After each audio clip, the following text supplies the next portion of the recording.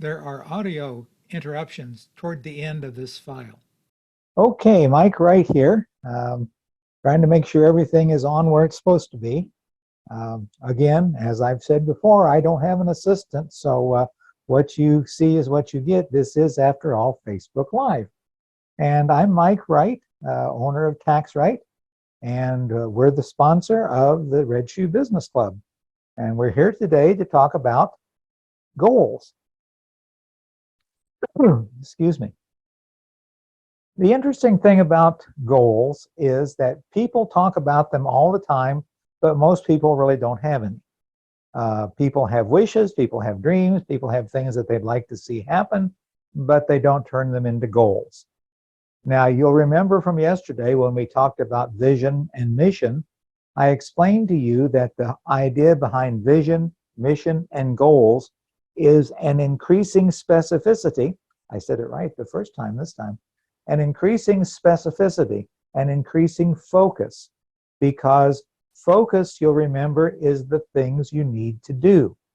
So while vision has a broad concept, and in fact, it does start the focusing idea, some people that write about what I'm talking about here talk about the view from a high altitude, the view from 30,000 feet, or the view from 10,000 feet, or the view from 5,000 feet.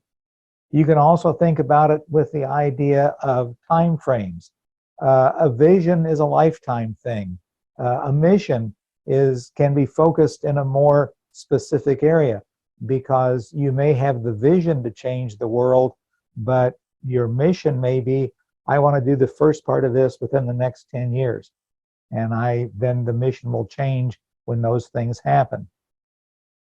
However you look at it, the idea behind this triumvirate of vision, mission, and goals is to increase the focus that you put on things. If focus is the things you need to do, then the goals get down to specific things, specific tasks that need to be done. Task isn't the right word, because in fact it may take several tasks to the completion of several tasks to accomplish a goal. So maybe it should be 4 things. Maybe it should be in the idea of vision, mission, goals, and tasks. I'll add that to the next edition of this. But my point is, when we talk about goals, these are specific ideas, specific things that you want to see accomplished within a certain time frame. Now, one of the important things about goals is that they do need to be stated. And frequently, when we talk about goals, we use the acronym SMART. We want to use SMART goals. And what that means is, by using this acronym and by making sure that we tailor our stated goals according to this formula, which is shoot, I wrote it down because I knew we wouldn't remember them all. Specific, S is for specific, M is for measurable, A is for achievable, R is for realistic, and T is for timely. Sometimes I wonder what the difference is between achievable and realistic, but because those two to me seem to go hand in hand. But specific, measurable, and timely, and this idea of the ability to do it is important. Look, I could have a goal. It could be specific. I want to be able to fly from here to Los Angeles. And it may be measurable because it's going to take me 3,000 miles to do that. And timely because I want to do it by tomorrow morning at 9 o'clock. But if I also want to achieve that goal by flapping my arms as fast as I can in order to fly myself there, well, that's neither achievable nor realistic. To be less absurd, people talk about a 5'6" man being able to be a basketball center, or there are all kinds of things that come into that. However, remember we talk about vision, we talk about entrepreneurship. Sometimes achievable and realistic may have the idea that if you look at it from a different direction, you might be able to do that. If I want to fly to lunch from here to Los Angeles by tomorrow morning at 9:30, and I want to, I could use an airplane and buy an airplane ticket. Now, all of a sudden, that goal becomes realistic and achievable. You'll remember earlier on in this series, we talked about the idea that came from alien thinking. When we're talking about trying out different things in business and seeing what the results are. And we talked about in that conversation the idea that you want to be able to look at things from a different perspective. You don't want to walk into your experiments with the idea that you already know the solution. Now, for most everyone, if we begin talking about flying to Los Angeles, we immediately think about flying in an airplane. But that doesn't mean that other specific ideas that we have that already come with built-in expectations can't be amenable to doing something from a different direction. So the SMART formula is effective, but I'm not here to tell you that the way to do this is to sit down and talk about your goals from the standpoint of they have to fit this formula in order to be effective. Because I've known people that didn't have any better idea of something than, yes, they wanted to get from here to California, and they managed to achieve that without having a SMART goal formula. The other thing about goals that you want to remember is you want to limit them. Remember, we talked about the one thing. We talked about, just a few minutes ago, I talked about having various tasks to achieve a goal. But look, you can only accomplish so much in a given period of time. And because of that, you don't want to have 300 goals. If you have a list with 300 goals and you think to yourself you're going to accomplish them today, that's not likely going to happen. You may or may not remember the first Gulf War in the early 90s, but there was a very successful general from that war who wrote a book about how he managed to put things together to win that war. I want to say it was Schwarzkopf, but I could be mistaken.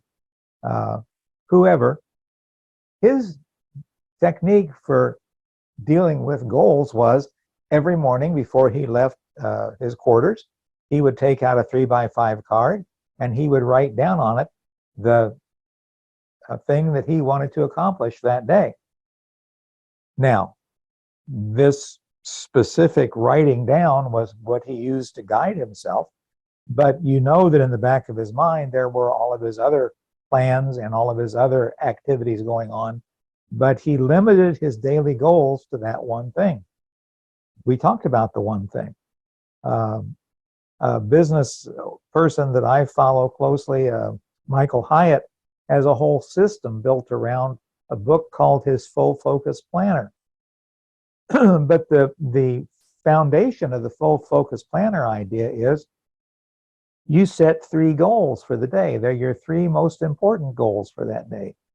They may be your 3 most important tasks, but the point is you limit your goal focus to those 3 things, because that makes the achievable more likely, it makes the realistic more likely, and it is useful when you're trying to set up a timing. Because again, let's say you have a project in mind. Say your mission statement has something that you want to accomplish in the next 5 years.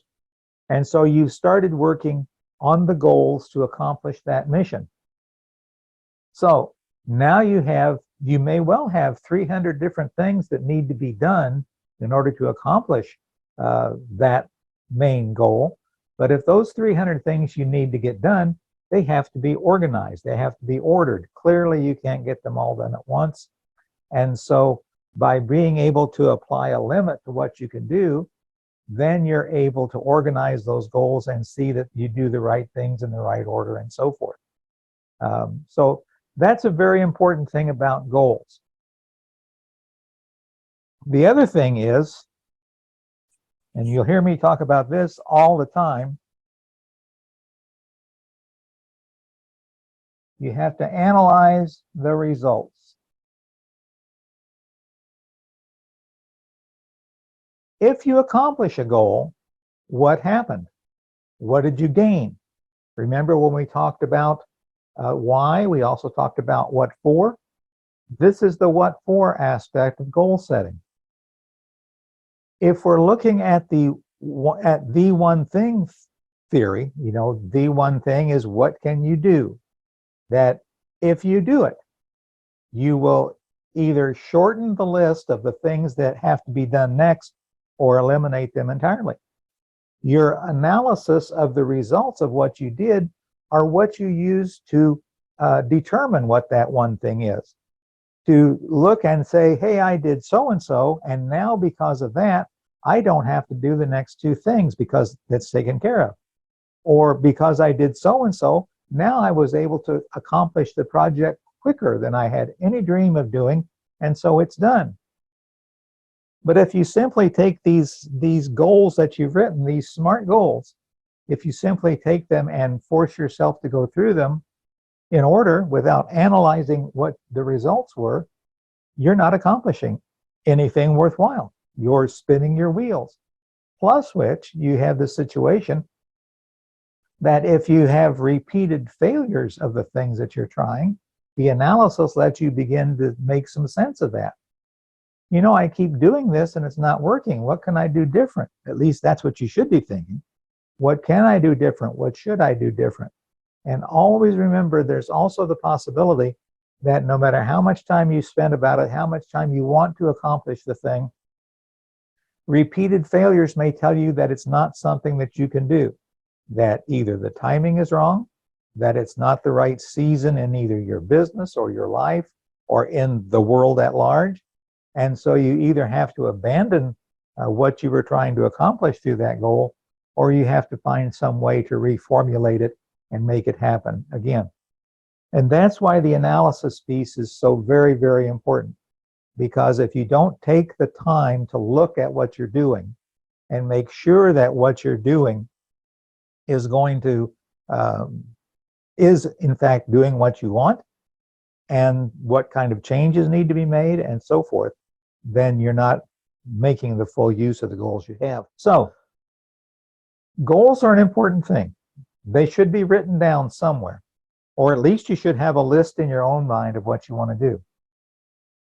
Use the SMART idea: specific, measurable, achievable, realistic, and timely, or time-centered. Use that as a guide, but don't be slavishly following that formula and spending more time trying to get things written out in a form that matches that formula than you spend in thinking about what it is you want to do and why you want to do it. But also remember to limit what you're doing. Think about things in terms of, oh, now we're back. Well, I don't know what happened on Facebook Live, but Zoom disconnected, probably lost signal for a minute, so we'll have to see what happens. This I may have to rely on Facebook Live for the recording. I apologize for that. At any rate, just to wrap up, what we're going to talk about tomorrow is the next step in this process, and that's how do you take goals from various periods and work them down into the individual tasks that need to be done, because that's an important feature of whatever it is that you're doing with the goals that you want to accomplish. So for today, that's it. Have a good afternoon.